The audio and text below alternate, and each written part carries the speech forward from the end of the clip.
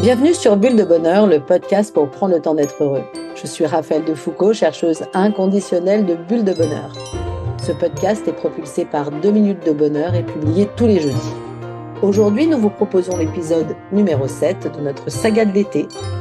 Effectivement, je raconte en 7 épisodes l'aventure de 2 minutes de bonheur. Voir le positif de toute situation est le meilleur moyen pour rester curieux. Ça crée aussi de l'ouverture d'esprit et de la souplesse bien nécessaire quand nous avons besoin de prendre des décisions ou également aborder des périodes de tension. Astrid, cette semaine, va m'interroger sur ma vision, à la fois la vision de la gestion de l'entreprise et la vision du concept de 2 minutes de bonheur. Allez, je change de regard. Bonjour Raphaël. Bonjour Astrid. On continue notre petit périple. Tu nous as passionnés avec l'histoire des podcasts. Mais en fait, dans cette entreprise, il y a qui? Moi, je t'ai rejointe il y a 5 ans. Raphaël était toute seule aux manettes de toutes les activités. Et elle s'est dit, il faut que je me fasse aider. Et elle a commencé à constituer son équipe. Donc, petit à petit, l'oiseau a fait son nid. En fait, aujourd'hui, on est 6. On a intégré récemment un homme, Yanis, qui est notre webmaster. On a également Anne-Lise, qui est notre attachée de presse. On a Marion qui s'occupe du graphisme. Et puis, on a également Julie qui s'occupe, elle, qui est notre community manager. Donc, toutes ces personnes sont venues nous rejoindre petit à petit. Et puis, avec, en tous les cas, quelque chose pour moi qui était extrêmement important, c'était surtout, je le disais au premier épisode, maman de 5 enfants, où moi, j'ai arrêté de travailler pendant pas mal d'années parce que je pouvais pas allier les deux.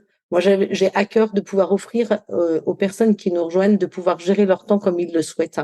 Et du coup, de faire du travail à part-time, ou qui peut être plus à part-time, parce que toi, tu es celle, Astrid, de l'équipe qui travaille le plus pour moi aujourd'hui. Et que chacun y vienne, en fait, y mettre sa patte, le temps qu'il peut y mettre, et qui permet aussi de pouvoir allier et vie familiale et vie professionnelle. Et ça, moi, je trouve que c'est un équilibre qui est juste fondamental. C'est à la fois avoir du temps pour se réaliser en tant qu'homme ou femme dans un travail, parce que travailler, c'est aussi quelque chose de très valorisant, parce que on s'enrichit de réussite, on grandit de difficultés aussi, et puis on apprend à composer avec les autres aussi. Je trouve que c'est un lieu d'échange et de partage qui est hyper important et qui est extrêmement riche humainement. Et du coup, je voulais vraiment donner la possibilité à chacun de venir travailler, de travailler en fait le temps qu'il peut. Donc, les personnes en fait travaillent tous à des temps un peu différents et en fonction des besoins. Donc, en fait, on fonctionne avec un type de mission, et donc qu'on définit soit un mois à l'avance, soit quelques mois à l'avance, et puis et on s'organise. Donc, ce qui permet moi, en tant qu'entreprise et chef d'entreprise, d'adapter en fonction de l'activité que nous avons. Si on a beaucoup de boulot, les gens travaillent plus. Si on a moins de boulot, les gens travaillent moins. Donc, on arrive à pouvoir s'adapter, et du coup, chacun travaille le temps dont il a besoin, en fin de compte. C'est encore une fois, comme pour les jeux, la prise en compte holistique de la personne. Exactement. Ça reste quelque chose de véritablement fondamental pour moi, et sachant que je pense qu'un salarié heureux dans sa vie personnelle, en tous les cas, sera encore plus performant dans sa vie professionnelle.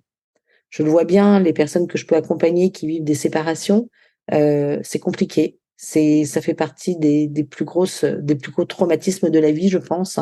Et du coup, ça vient inévitablement impacter leur efficacité au travail. Donc, prendre soin de la personne dans sa globalité, je trouve que c'est quelque chose qui est véritablement hyper important.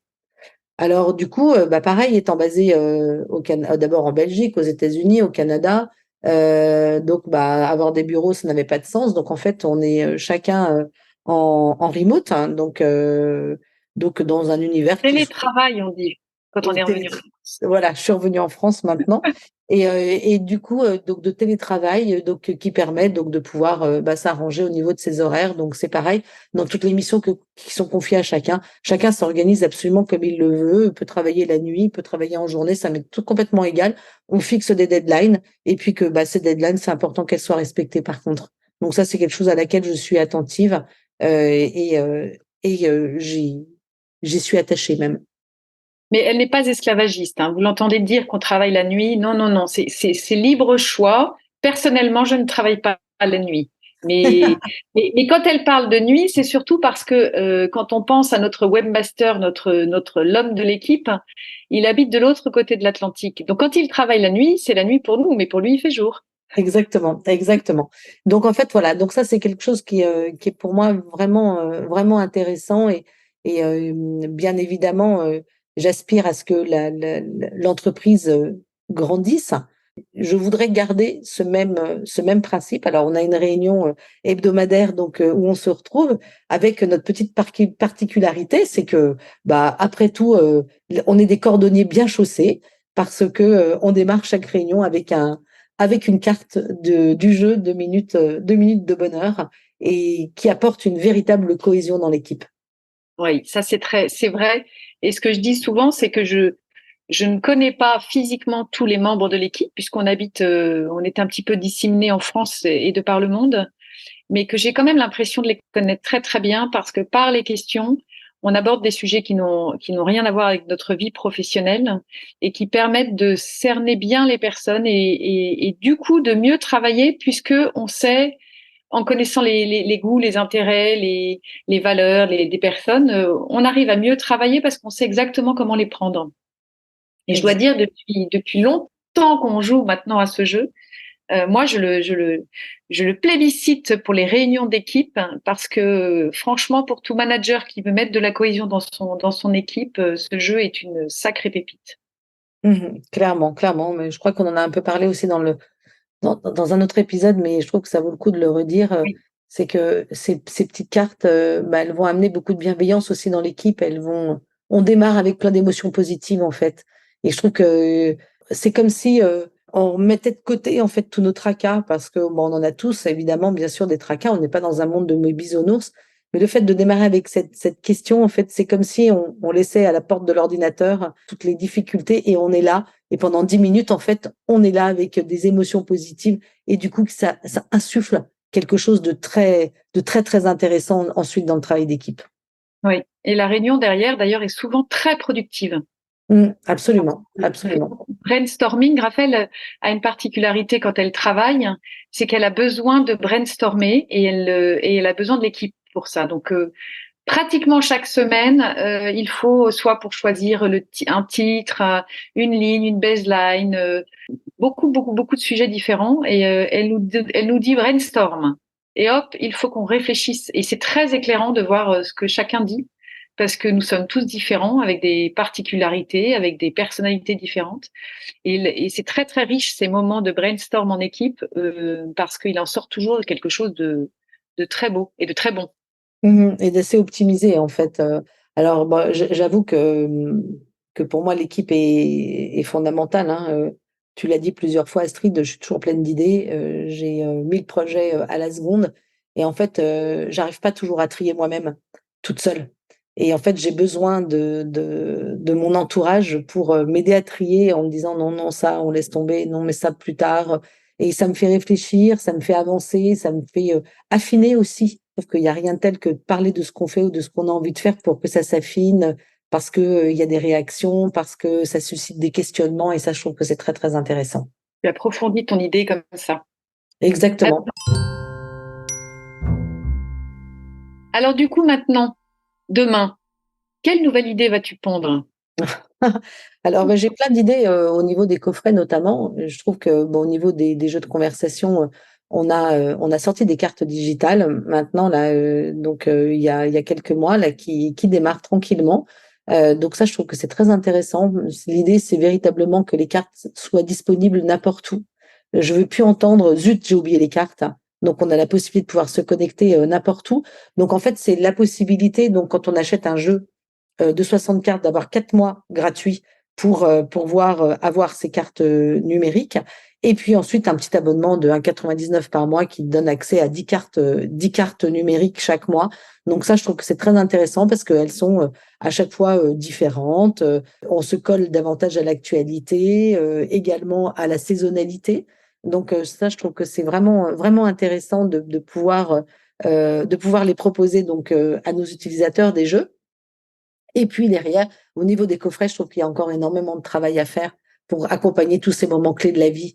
Donc vraiment, ces coffrets, c'est l'idée d'avoir cet accompagnement un peu en autonomie, où les personnes prennent soin d'eux, un peu en autonomie, où en travaillant toujours cette politique du petit pas, en proposant des outils. En fait, c'est un espèce de condensé entre les cartes, les podcasts, qui permettent de pouvoir réfléchir, mais de manière très ludique, en fait, faire des prises de conscience, s'orienter vers des nouvelles voies ou des nouvelles manières de penser, et puis travailler tous ces moments clés de la vie qui sont des moments profondément déstabilisants. Et du coup, on a travaillé aujourd'hui donc le couple, la retraite et puis la naissance, le postpartum. Mais derrière, il y a plein de thématiques que je voudrais aborder. Continuer à travailler autour de la parentalité, parce que là, il y a des choses à faire, donc j'aimerais l'aborder sous des angles un petit peu différents. En fait, moi, j'aime bien les choses différentes et faire ce qui n'est pas encore fait. Donc, au niveau de la parentalité, j'aimerais travailler, continuer pour le couple, parce qu'on nous réclame une saison 2 d'un temps pour deux, donc ça, j'aimerais vraiment pouvoir y arriver. Je voudrais travailler tout ce qui est autour aussi du changement, le deuil, la perte de travail, la perte d'un enfant, enfin tout ce qui est au niveau du manque. Il y a vraiment des choses importantes. Et puis une thématique aussi qui me tient à cœur, c'est de travailler autour de l'homme, de la place de l'homme aujourd'hui au XXIe siècle, qui est aujourd'hui qui est plus complexe. Je l'entends, l'homme a du mal de temps en temps à se positionner, à trouver vraiment sa place. Et du coup, je trouve que donner un petit coup de main, je trouve que ça pourrait être quelque chose d'intéressant. Et puis, tout ça, je pense que je vais pas y arriver à le faire toute seule. Donc, je suis en train de réfléchir pour essayer qu'on arrive à grossir, en fait, de passer, aller de la phase, aller de 0 à 10, je pense qu'on est phase 2. J'aimerais faire un bond de la phase 2 à la phase 10, donc j'ai besoin d'accélérer un petit peu le process. J'ai besoin qu'on gagne en visibilité.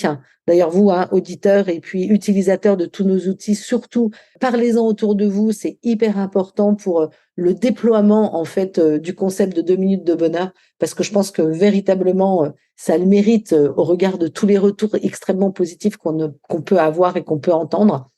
Alors, comme tu l'évoquais tout à l'heure, je suis rentrée en France, donc je pense que c'est le bon moment pour pouvoir procéder à cette accélération, parce que je vais pouvoir être plus présente à des salons, je vais pouvoir faire des conférences et du coup augmenter la visibilité par mon intermédiaire de 2 minutes de bonheur. Je trouve qu'il faut véritablement mettre en avant cet univers qui est unique et qui a une valeur ajoutée qui est vraiment plus quoi. Et tu as même écrit des livres, je crois. Exactement. Donc là, je viens d'écrire. Donc j'en parlais quand on parlait des couples. Donc dans ce petit cahier de couple, et puis donc qui s'appelle le cahier du couple, qui est paru chez MAM. Et je vais sortir un livre justement qui va s'intituler 2 minutes de bonheur. Donc à suivre sur les réseaux pour savoir quand est-ce que ça va sortir. Je vous mets ce petit teaser et je vous mets en appétit.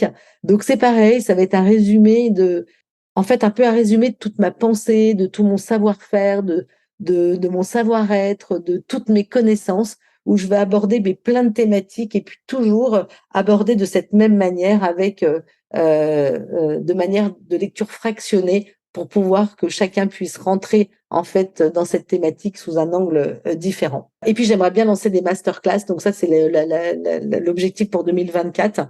Donc pareil, de pouvoir de manière plus élargie en fait utiliser les coffrets pour pouvoir aller plus loin et l'utiliser comme socle d'accompagnement, parce que c'est pareil, hein, prendre le temps d'être heureux, apprendre à mieux aimer, à mieux s'aimer, sont véritablement des clés du bonheur. Bravo. Ça bouillonne, ça bouillonne, ça bouillonne. Beaucoup de choses dans les tuyaux. Nous, l'équipe, on va courir derrière, comme d'habitude, pour réussir à mettre tout ça en place. Mais on y arrive toujours, on y arrivera encore cette fois-ci. Bah, j'en suis sûre. En tous les cas, merci à toi, Astrid, de t'être prêtée à ce jeu de l'interview pour que je vienne raconter un petit peu tout ce qui se passe à 2 minutes de bonheur. Ça a été en tous les cas un moment très agréable pour moi de pouvoir raconter au cours de ces 7 épisodes cette aventure. Oui, je crois que c'était intéressant, même si moi je connais bien cette histoire-là, c'est quand même intéressant de montrer aux gens qui nous connaissent, voilà ce qui se passe derrière. Et derrière, il y a autant de vie que devant, en fait. C'est la même chose. C'est la même Exactement. personne. Et exactement, il y a beaucoup de vie derrière 2 minutes de bonheur. Il y a beaucoup, comme tu le disais, ça bouillonne, c'est beaucoup d'enthousiasme. Et puis surtout, n'hésitez pas à venir interagir avec nous, hein. On est toujours là disponible. Rappelez-vous à cette humanité qui est au cœur de ce que je fais et de ce que je suis aussi. Et du coup, envoyez-nous des mails, allez sur nos réseaux sociaux, 2 minutes de bonheur, c'est facile à trouver pour venir interagir. Il y a toujours des tips qui viennent raconter, qui sont là pour mettre davantage de joie et de bonheur dans votre quotidien. Donc, allez surtout en profiter. Et n'hésitez pas à nous raconter des belles histoires parce qu'on adore les belles histoires. Absolument, ça nous nourrit. Merci Astrid. Merci Raphaël. Et puis, rendez-vous pour la suite de nos aventures. On continuera à vous tenir au courant, hein, fidèles auditeurs de tout ce qui se passe à 2 minutes de bonheur. Merci pour votre écoute. Si vous avez aimé, dites-le nous avec 5 étoiles. Laissez vos commentaires et envoyez des bulles de bonheur à vos amis et partagez ce podcast. Inscrivez-vous à la newsletter en allant sur notre site 2 minutes de bonheur pour être notifié des prochains épisodes. C'est aussi très facile de nous trouver sur les réseaux sociaux, Facebook et Instagram. Il suffit de chercher 2 minutes de bonheur.